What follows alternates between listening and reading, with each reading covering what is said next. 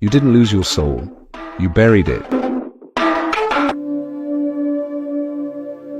You thought you were falling apart, but what if this collapse was never chaos, only a sacred beginning? The panic attacks, the sudden silence in crowded rooms, the loss of motivation for everything you used to chase. At first, you called it burnout, depression, identity crisis. But deep down, something told you this is bigger. Carl Jung called it ego death, not a breakdown, but a breakthrough. Not the end, but a door. You are not going crazy. You are peeling off the layers you wore to survive. This pain is not random. It's the moment your false self dissolves, so your real self can take its first breath. Most people run from this moment, but you're still here, watching this. So I'll ask you, what are you becoming now that the mask is gone? It starts with something subtle. You forget why you're doing what you're doing. The routines, the ambition, the performance, they begin to feel hollow. At first, you try harder. More productivity, more self-help books, more goals. But the harder you push, the more everything slips through your fingers. Then it hits harder. You wake up and feel like a stranger inside your own life. Friends talk, but you feel detached. Success arrives, but it doesn't land. You look in the mirror, and the reflection feels familiar, but not real. Carl Jung warned of this moment. He called it the night sea journey, a descent into the unconscious, where your constructed self begins to dissolve. And here's the twist.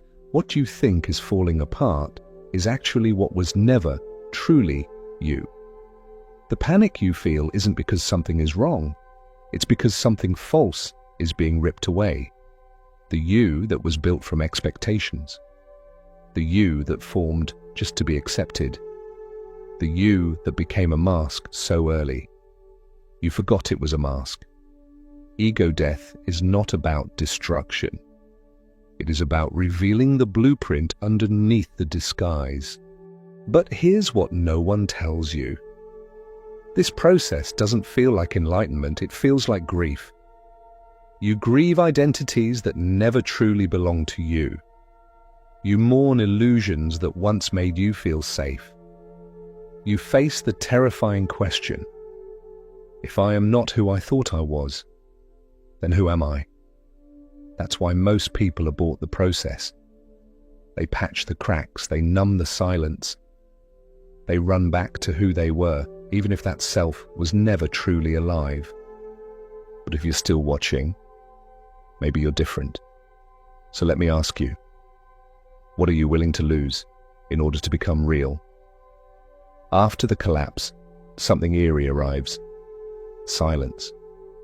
Not the peaceful kind, but a haunting, heavy silence that fills your mind like fog. The voice that used to narrate your life, telling you what to want, who to be, how to win, vanishes. And in that vacuum you expect peace, but you feel nothing. This is the most dangerous moment. Not because you're breaking, but because you're dissolving. There is no drama here, no screaming, just a quiet erosion of everything you thought was you. You stop recognizing your desires. You don't know what you like anymore. You stop chasing approval, but also lose your direction. Even your memories begin to feel distant, as if they belonged to someone else. Here's the twist. The silence you fear is your first taste of freedom, because only in the absence of noise do you begin to hear your soul. The ego, by design, is loud. It distracts you with stories. I'm this kind of person. I must succeed. I can't be alone. But underneath that theater, there's a self untouched by labels, untouched by performance. A self that doesn't shout. It waits. But it won't reveal itself easily. The doorway to it is guarded by discomfort, by that empty, shapeless feeling that makes you think you're lost. In reality, you're not lost. You're being stripped of illusions. You're being peeled back to the bone until only truth remains. And truth at first feels cold, because it doesn't comfort your ego, it exposes it. This is why ego death feels so brutal. It's not the end of your life, it's the end of the lie you called a life. So the real question isn't whether you can survive this. The question is, can you sit in the silence long enough to remember who you were before the noise? After the silence comes the mirror, not the one in your bathroom. The real mirror, the one hidden in your daily life. A question someone asks, a failure you can't explain, a familiar pain triggered by a stranger's tone. Suddenly your reactions aren't just reactions anymore, they're revelations. Why did that comment shatter you? Why did that success feel hollow? Why did that memory crawl back when everything was quiet? You begin to see the ego didn't die quietly. It left behind echoes, patterns, fears, ghosts that still try to wear your face. But here's the twist. What breaks you now isn't life, it's clarity. Because the mirror doesn't lie, it shows you the versions of yourself you built just to survive. The performer, the achiever, the pleaser, the warrior. Archetypes, as Jung would say, that kept you alive, but kept you from being real.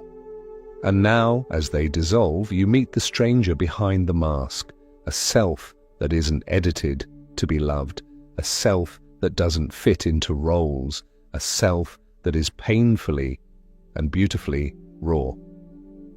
But here's the terrifying part. There's no applause here, no certainty, no guidebook, because rebirth doesn't come with a map. It comes with emptiness and the courage to not fill it with lies. The ego was a compass built from childhood wounds, parental scripts, social mirrors. When it crumbles, you drift. But that drifting is sacred. It's not failure, it's freedom misinterpreted as chaos. And this chaos, it's the exact chaos from which something real can emerge. So now you stand not in front of a destination, but in front of a question. And this time, no one can answer it for you. When no role, no identity, and no mask is left, do you still feel worthy of being loved? There comes a moment after the disorientation, the detachment, the hollowing out of who you once were, when the noise finally stops. No more grasping, no more pretending, just stillness. You wake up one morning and feel no urge to impress. You walk into a room and no longer seek approval. You remember the person you used to be and feel compassion, not regret. But this calm is not what you expected. It isn't blissful or ecstatic. It's quiet, almost unsettling in its simplicity. And then, in that quiet, something ancient stirs. Not ambition, not confidence, something deeper, something older than your name, older than your memories. It's not a new version of you, it's the original one, the self beneath the strategies, the self that didn't need to be loved to know it belonged. But here's the twist. This self didn't return. It was never gone. It was simply buried, beneath trauma, beneath roles, beneath the survival instincts that once served you, but now suffocate you. Jung called this the process of individuation, not becoming someone new, but remembering who you were before the world told you who to be. And that realization, it's almost too big to hold, because it's not just a psychological insight, it's a spiritual homecoming. The ego didn't die to punish you. It collapsed so that truth could finally breathe. So now the question shifts, not who am I becoming, but can I live a life where nothing about me needs to be hidden anymore? That is not a comfortable question, but it is perhaps the most honest one you'll ever ask. He thought he had reached the end, and perhaps you did too. But the end was only a disguise, a doorway carved from silence. What you lost was never truly yours. What you feared losing was never you. And what now rises, unshaped by fear, unshaken by praise, is not a new self, but a long-forgotten one. You don't have to understand it all. You only need to listen to the space between thoughts, to the version of you that was watching quietly as everything collapsed and waited. So now the question is no longer, who am I? But something deeper, more unsettling. What would happen if I stopped searching and simply remembered?